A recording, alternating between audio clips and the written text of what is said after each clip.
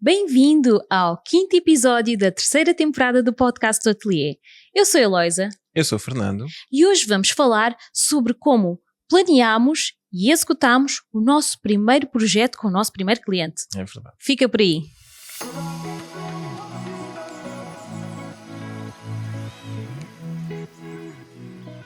Neste episódio, vamos falar sobre o que é que acontece depois do cliente dizer que sim. Não é? Qual é a primeira coisa que nós temos de fazer quando o cliente aceita a nossa proposta? Nós, primeiro, para fazermos a proposta, temos que saber exatamente aquilo que o cliente quer, ou pelo menos ter uma noção geral daquilo que era o problema do cliente, para depois poder orçamentar, mas isso também já tínhamos conversado. Agora que ele aceitou, nós temos que planear muito bem cada passo do desenvolvimento da solução. Portanto, quando estamos a falar com o cliente, temos que perceber qual é que é a sua visão de sucesso, temos que tirar imensas notas. Eu, ainda hoje, quando tenho reuniões com os clientes, estou sempre a apontar, porque nós precisamos mesmo de ter a noção daquilo que o cliente precisa e daquilo que o cliente também quer, para depois podermos dar resposta a isso. Não podemos confiar tanto naquilo na nossa cabeça, em que vamos nos lembrar todos os detalhes daquilo que o cliente disse. Portanto, tirar muitas notas, fazer muitas perguntas, escutar ativamente, ou seja, praticar essa escuta ativa de estar mesmo a prestar atenção àquilo que o cliente está a dizer e tentar ir ao fundo ao máximo daquilo que é o problema do cliente, porque quanto mais nós entendermos o problema, mais facilmente vamos conseguir criar uma solução para dar resposta a esse problema. Exatamente. Muitas vezes aquilo que nós notamos é que o cliente tem uma visão ideal sobre como é que as coisas devem funcionar e nem sempre quando ele nos está a passar a informação ele está a dizer como é que ele quer que as coisas funcionem. Muitas vezes ele está a dizer como é que funcionam agora, com as restrições que há agora e que houve no passado para se chegar até aquele ponto.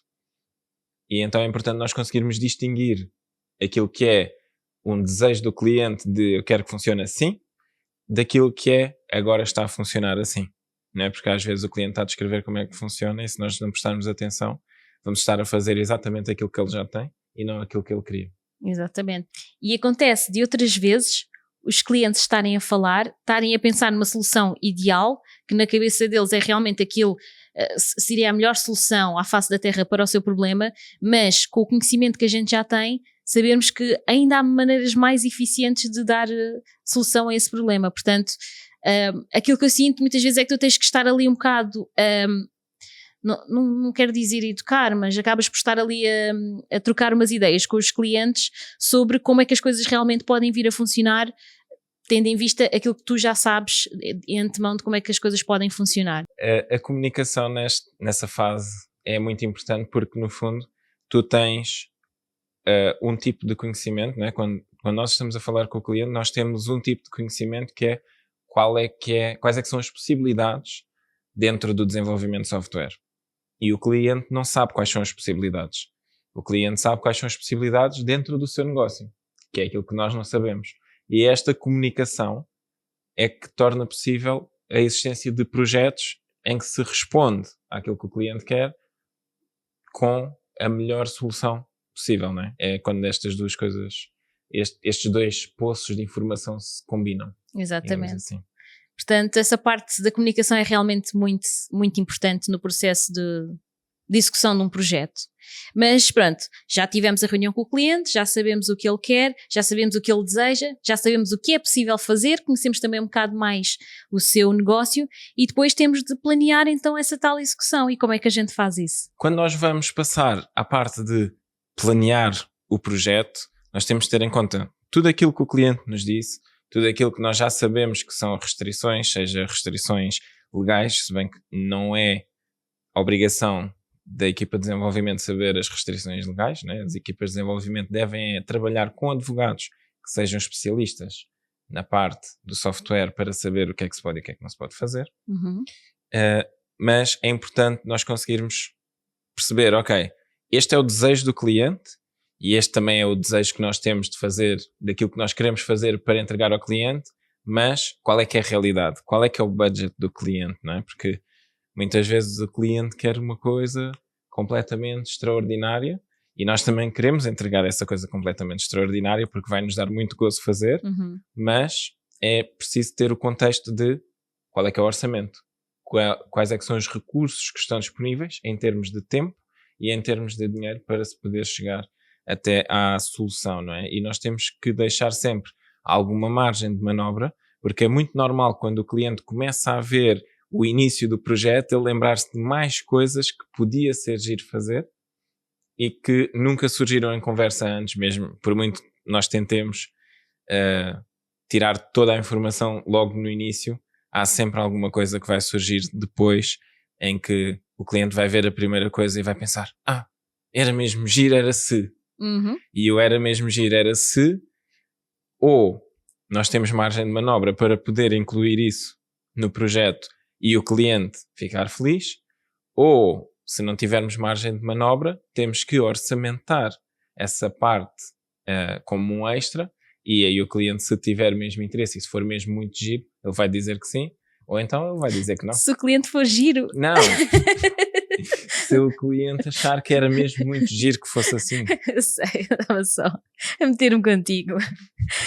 Então, pois é verdade, a parte da execução tem um bocado essa parte da negociação, ou seja, estamos a fazer aquilo que tínhamos combinado, começámos no início por comunicar com o cliente, enviámos e-mails, temos tudo apontado. Isso é uma coisa que eu gostava imenso que me tivessem dito em 2017.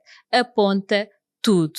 Envie e-mails, criem documentos em que vocês estão a partilhar com o cliente para que fique tudo registado, para que quando haja uma nova reunião porque o cliente quer uma alteração ou porque ele sente que as coisas não estão a funcionar como ele queria, nós tínhamos tudo muito bem registado para poder apresentar ao cliente e também para nós nos conseguirmos lembrar daquilo que foi combinado, porque realmente não dá para confiar na nossa memória, nós não nos vamos lembrar de todos os detalhes do projeto, por muito que a gente goste do projeto e queira fazer o nosso melhor, é difícil lembrar-te tudo, portanto tens isso tudo escrito, já fizeste o planeamento tendo aquilo que escreveste como base e já estás a executar, portanto as coisas estão a acontecer e o cliente quer alterações. Outra das coisas que eu gostava que me tivessem dito, não tenhas problemas em negociar. Ou seja, tu fechaste aquele orçamento com o cliente, tu sabes que aquilo só te dá X tempo para conseguires executar. Se o cliente quer mais alguma coisa, tu fazes uma de duas coisas. Ou ele mexe no orçamento, ou seja,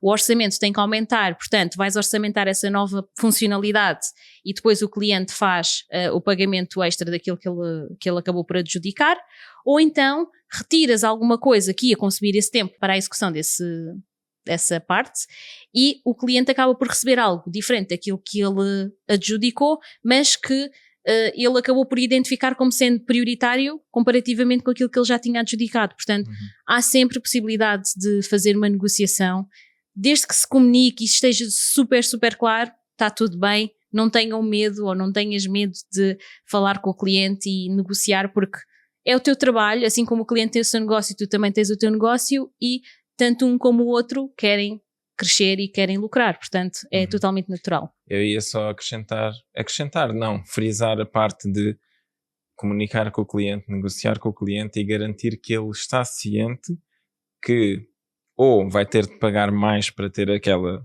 parte, ou se ele não optou por isso e optou por tirar alguma coisa, que ele está ciente daquilo que ele vai deixar de ter. Para que quando o projeto for entregue ele não venha dizer mas não era suposto ter não sei o quê. Pronto. E aí é importante ter o registro, ter todas as coisas, porque a nossa memória falha, a memória do cliente também falha, é muita coisa a acontecer e é importante estar tudo registado para não haver depois confusões. Exatamente, é verdade.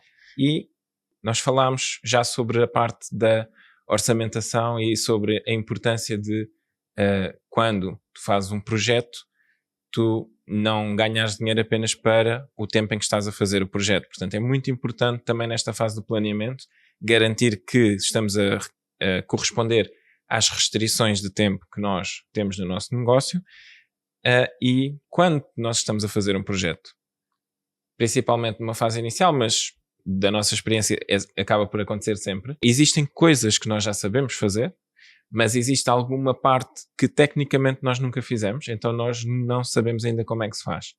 É importante orçamentar também a parte de aprender e de explorar essa coisa, e a minha sugestão para quem quer fazer este tipo de projetos e quer poder explorar um bocadinho fora da sua zona de conforto é não fazer essa exploração dentro do projeto do cliente, mas criar uma prova de conceito, aquilo que em inglês se chama o Proof of Concept, POC, para explorar essa coisa que nós ainda não sabemos muito bem, para conseguirmos termos mais liberdade e não estarmos a pensar, se eu mexer muito vou estragar o projeto do cliente. E limitar o tempo da exploração também é importante, porque também não queres passar o tempo todo do projeto a fazer aquela exploração e depois acabas por não conseguir entregar, ou acabas por entregar, mas não há a qualidade que tu querias, não é? E vais estar a gastar mais tempo do que aquilo que estava orçamentado. Portanto, saber fazer o time boxing, né, e limitar o tempo gasto em certas atividades é muito importante. Sim, sem dúvida, sem dúvida. Quando vamos executar, por exemplo, um projeto na nossa área, como é que nós fazemos? Se calhar vamos levantar aqui um bocado o véu. Tipicamente nós começamos com a parte do UX UI. Porquê? É aquela parte em que nós estamos a pensar qual vai ser a experiência do utilizador ao usar, passa a redundância, a nossa solução. Portanto, nós olhamos para aquilo que as notas que tiramos das reuniões com os clientes, percebemos quais é que são os requisitos funcionais da nossa solução, se bem que em princípio quando fizemos a orçamentação já tínhamos assim uma visão geral daquilo que são os requisitos, mas depois somos muito mais minuciosos e percebemos cada coisa que é necessário conseguir fazer através da solução. Começamos também a imaginar qual é que vai ser o fluxo na utilização da nossa solução, quais é que são os ecrãs e tudo mais, e temos sempre como Holy Grail quase os requisitos da nossa solução. Porquê? E se calhar eu começo por explicar também o que é um requisito. No fundo, um requisito é quase como se fosse uma unidade mínima de um programa, ou seja, como é que eu posso explicar? No fundo, um requisito é uma restrição, uma regra sobre o funcionamento, ou não, pode não ser sobre o funcionamento, mas é uma regra ou uma restrição do programa. Normalmente é alguma coisa do estilo, tem de ser possível fazer X, ou pode ser um requisito não funcional como a página tem de carregar em X milissegundos, isso acaba por ser um requisito de desempenho, ou pode ser um requisito de negócio como tem de ser possível efetuar encomendas pagando através de este e este método, que podem ser 3 requisitos diferentes, na verdade. E essencialmente é nós definirmos quais é que são as regras para a criação do software. E nós estamos a falar do software, mas todas as coisas no fundo têm requisitos, né? Por exemplo, os braços do microfone têm requisitos, né? Eles têm de poder ser presos a uma mesa, têm de poder ser mexidos sem cair. Sim. E têm de ter os encaixes certos ou seja, os encaixes padrão para funcionar com os microfones que o comprador pode querer utilizar. Portanto, todas as coisas acabam por ter um bocado os requisitos. Não é? Sim. Então, resumindo, é uma regra. Pronto, é uma regra de funcionamento ou de...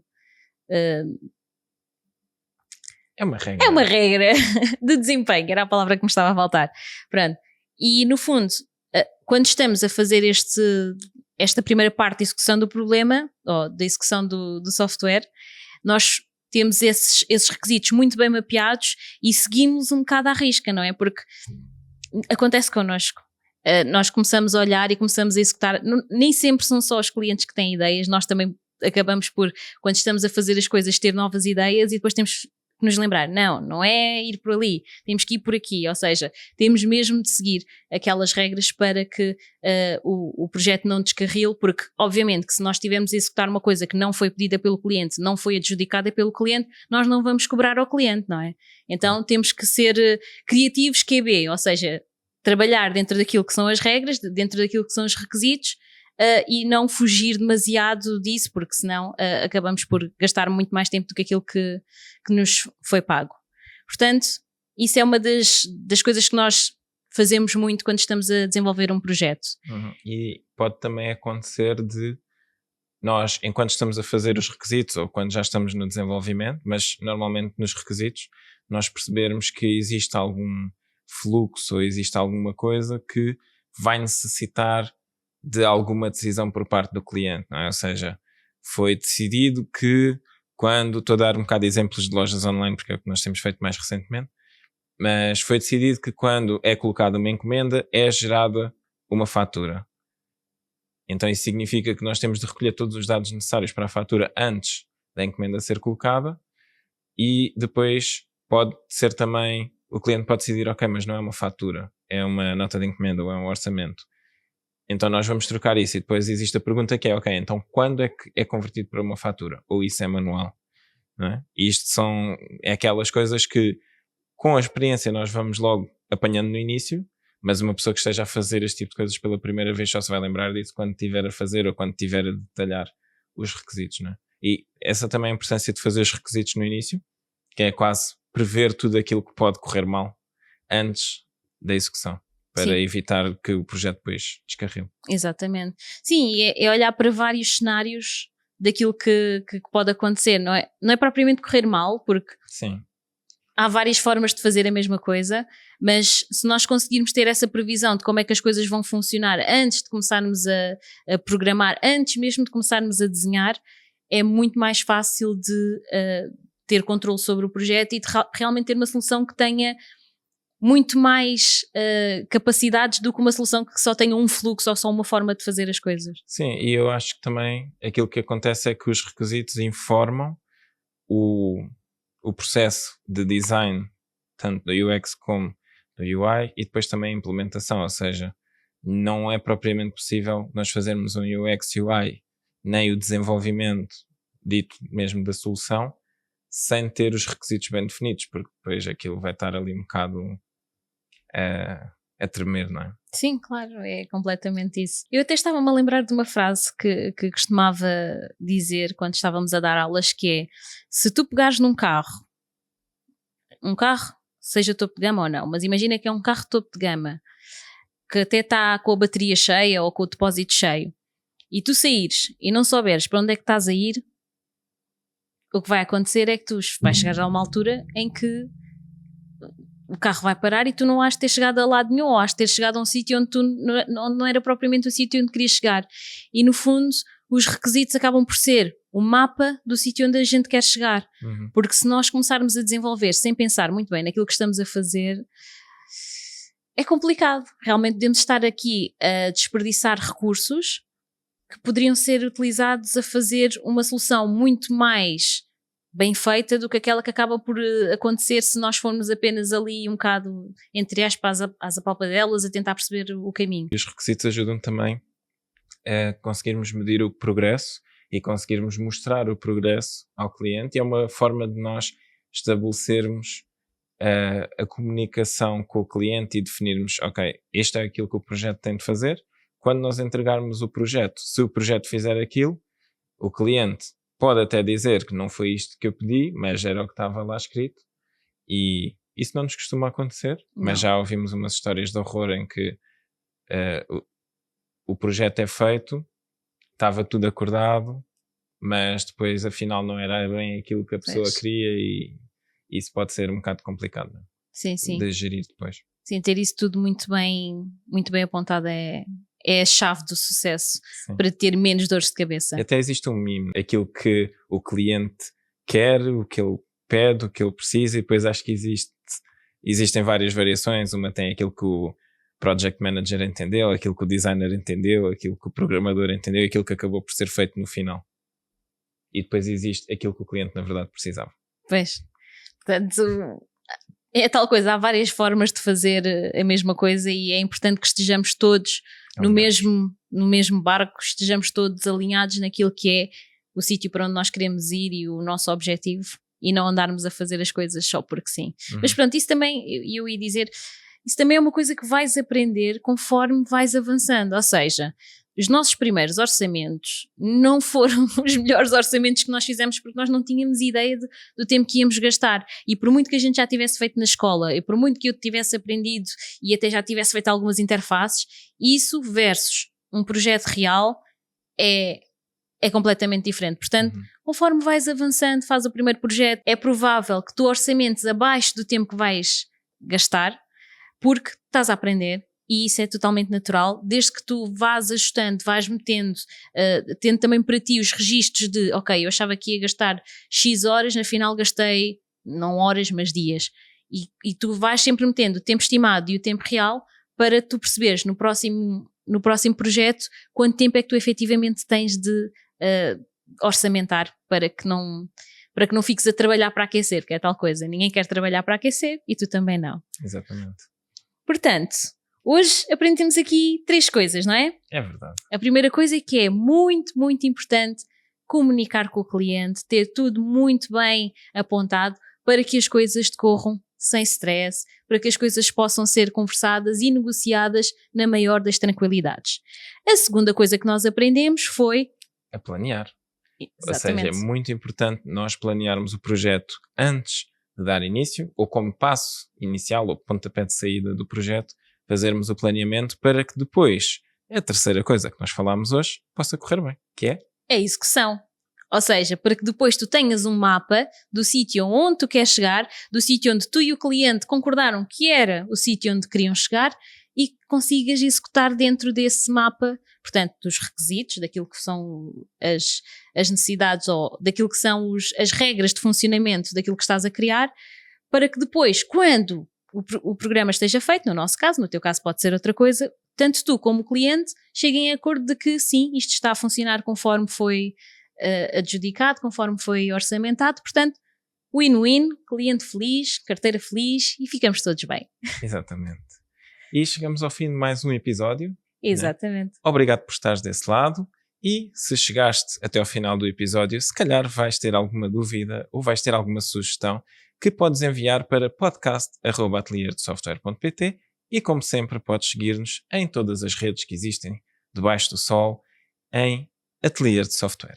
Exatamente. E se não souberes em que redes é que nós estamos, podes sempre ir a thegood.bio/atelier de software e vais lá encontrar todas as nossas redes sociais e as últimas novidades. Contamos contigo na próxima semana para mais um episódio do podcast do Atelier. Até lá! Tchau!